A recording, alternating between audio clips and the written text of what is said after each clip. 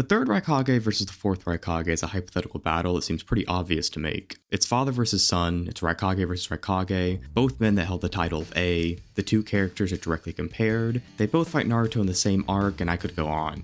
Point being, this comparison between the two in a fight is just begging to be made. I don't think this battle really requires a ton of prefacing. The only things I feel I need to say before beginning is, this will be both fighters' alive prime forms, so no Edo Tensei healing for the third. Also, for the remainder of the video, I'm going to be calling the fourth Raikage A, and just calling the third Raikage the third.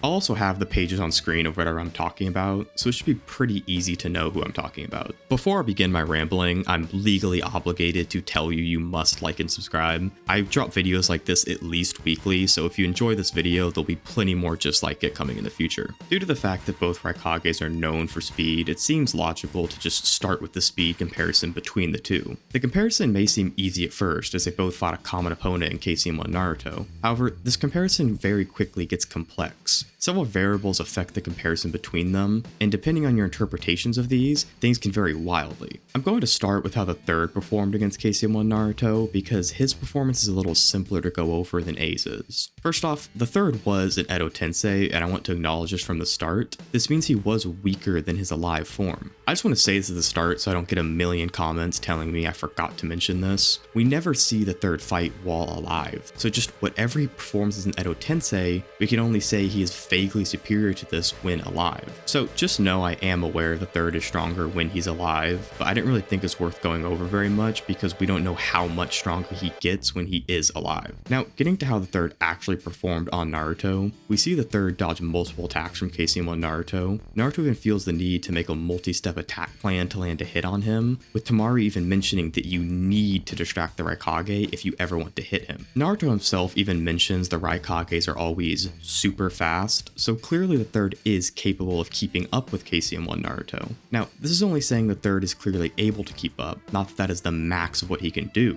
The question is if KCM1 is capable of keeping up with the third, or is the third faster? Naruto only lands a hit when the third is in a disadvantageous position, and as previously said, he used a multi-step plan to actually land on the Raikage. Naruto himself never reacts to the third whilst he's in KCM1. Only time Naruto dodges an attack from the Raikage is actually when he's in Sage Mode. Now, in the past, I have said Sage Mode is definitively faster than KCM1 based on what Naruto says in this very scene. I have unsurprisingly gotten numerous comments pushing back on this, as it's a fairly controversial subject to go over. Now, I have actually changed my mind on this, but probably not for the reason most people think. People typically argue about if the statement Naruto makes means Sage Mode is faster, or if the sensory of Sage Mode is faster when compared to KCM1. The reason I always said it was the form itself is that the Viz translation, which is the translation all official English releases of Naruto use, has Naruto say, "The Sage Mode frog pair has a wider danger sensing range, and it's faster." The fact that this translation makes the comment about sensing and the speed two separate sentences leads me to think they are separate comments both relating to Sage Mode. Naruto right after this even says, "I just need to get out of the way really fast." So him also saying Sage Mode is faster unrelated to sensing seemed to make sense. Now, I actually stand by this interpretation, but I still changed my stance because the translation seems questionable. I'll put the alternate translation on screen, but here it is translated as the sensory being both wider and faster as a connected thought. This would actually make more sense as Sage Mode throughout the series is talked about for its sensory and physical resilience. Its speed isn't really highlighted. If the statement meant it was faster than KCM1 as a form, speed should be a standout trait of Sage Mode, but that isn't pointed out for Sage Mode, whereas for KCM1, the speed is constantly highlighted by the series.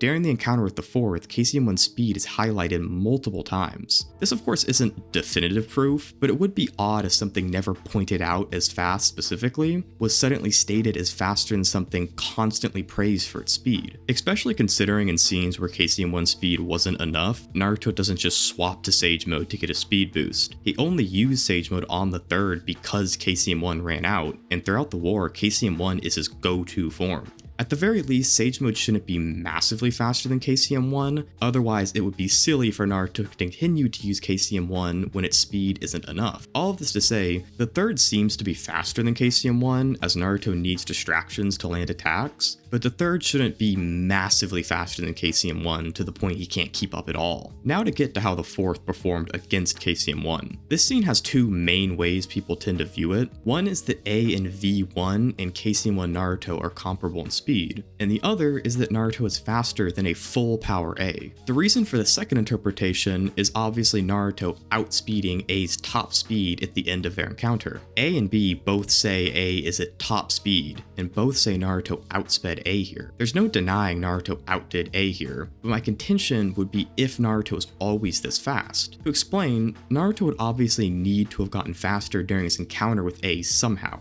Before his final attack, Naruto himself says A can keep up with him whilst he's only in V1. We also just see this as A is constantly stopping Naruto's attempts to get past him, even when Naruto attempts to run by A while he's lost in thought. On top of this, the databook references these scenes and further confirms A is on Naruto's level of speed. Thus, Naruto clearly would have had to have sped up throughout the encounter to suddenly be faster than V2A, and there's two main explanations for how this happened. The first is that Naruto was mentally amped in this scene. I've talked about mental amps several times in my videos at this point, and this is a pretty well understood thing by most people that are fans of Naruto, but to quickly explain, it's stated multiple times that shinobi can become stronger from emotions, particularly when protecting others or feeling great resolve. It's even stated directly that Naruto gets stronger from feelings of strong aspiration in the databook. Naruto right before dodging A is reaffirming how he wants to protect others in the war, so you can say in this final exchange he's just amped compared to his normal state.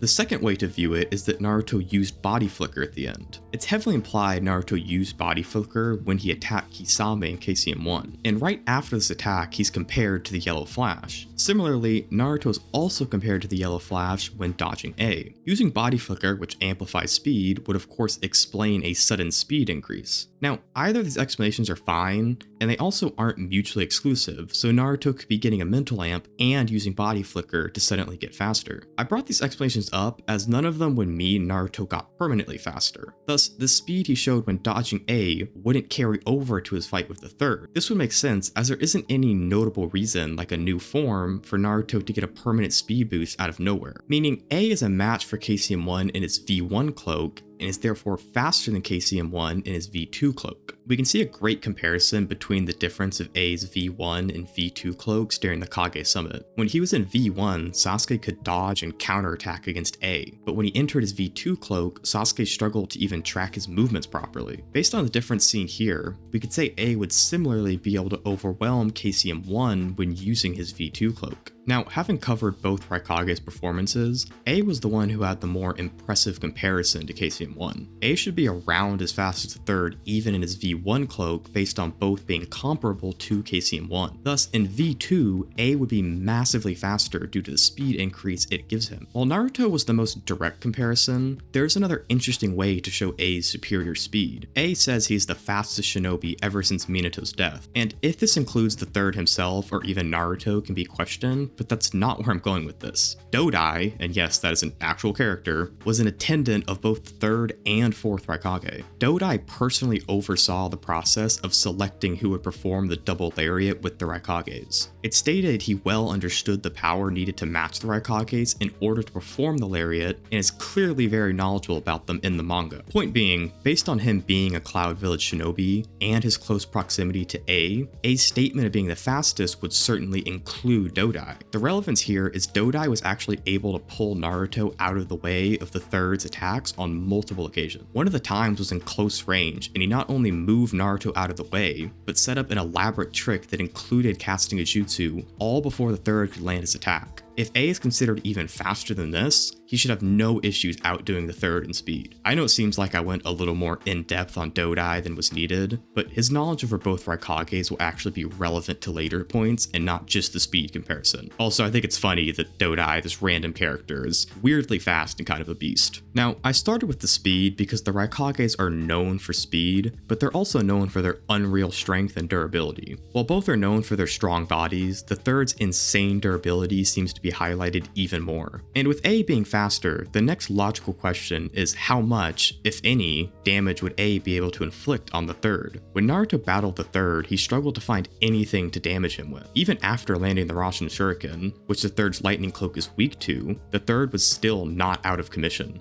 There is some controversy around this scene, with people arguing over if the third took the Rasen Shuriken with no damage, or he took some but healed before he could be sealed away. What is definitely true is he didn't take debilitating damage, which is already super impressive. But I'm going to present why I think he straight up didn't take actual damage from the Rasen Shuriken. For those unaware, the reason for the controversy around this scene is we see the third get enveloped in an explosion from Naruto's Rasen Shuriken, and he does get knocked down from it, but because we don't see him until after the explosion already went off, and Edo Tensei's have regeneration, it could seem a little unclear as to if he took no damage or took some damage and healed it. The reason I say he took no damage is even after getting hit by the Rasen Shuriken, both Naruto and Dodai continue to call the third impenetrable. If they had said something like unkillable, this could fit the idea he took damage, but impenetrable would definitely imply he just can't be damaged by anything they know of. On top of this, the 4th Data Book also says the Rasen Shuriken has no effect on his body. I think in this scene, all that happened is that the Raikage was knocked off his feet by the force of the explosion, but his body is tough enough that it didn't sustain any damage. For a good way to visualize this, you could easily push over a small steel pole, but it would be far harder to actually damage the steel structurally. So even Naruto's strongest attack, with the help of an elemental matchup, can't hurt the third. A's greatest display of power would just be Naruto implying A can harm him when using V1, and B saying A could kill Naruto when using V2. Whilst this is impressive, A only shows superiority to Naruto physically. This wouldn't correlate to Naruto's jutsu arsenal, specifically to the Rasen Shuriken. The third being able to take this with no damage makes it very questionable if the Raikage can even harm him. The third is considered invincible by Naruto, despite having fought A just a few chapters prior. Dodai also considers the third invincible, despite being the personal attendant of both Raikages. The third is also implied by Naruto to have a greater defense than Gaara. After the third is sealed, Naruto says Gaara now has the greatest defense again, obviously meaning prior to the third sealing, he didn't have the greatest defense. Gaara himself was able to block an attack from V2A during the Kage Summit. This just further supports that A wouldn't be able to damage the third. Even if you think the Rasen Shuriken did damage the third, it's an attack that A doesn't scale to, and it utilized an elemental weakness to the lightning cloak. A doesn't have any provable way to bypass the third's defenses. But this then begs the reverse question of if the third can bypass A's defenses. A is shown to also have great physical resilience, specifically because of sharing blood with the third. We even see him surviving the ethereal transmission jutsu, which is directly attributed to his lineage. However, outside of this, A never displays anything as insane as the third's defensive capabilities. He takes damage from Sasuke's Chidori during the Kage Summit, and while not major damage, it is clear damage nonetheless. Just looking at the comparison between the third shrugging off a Rasen Shuriken versus A being pierced by a Chidori is a bad look. To be fair, this was V1A, so you could question if Sasuke could damage him in V2 with the same attack.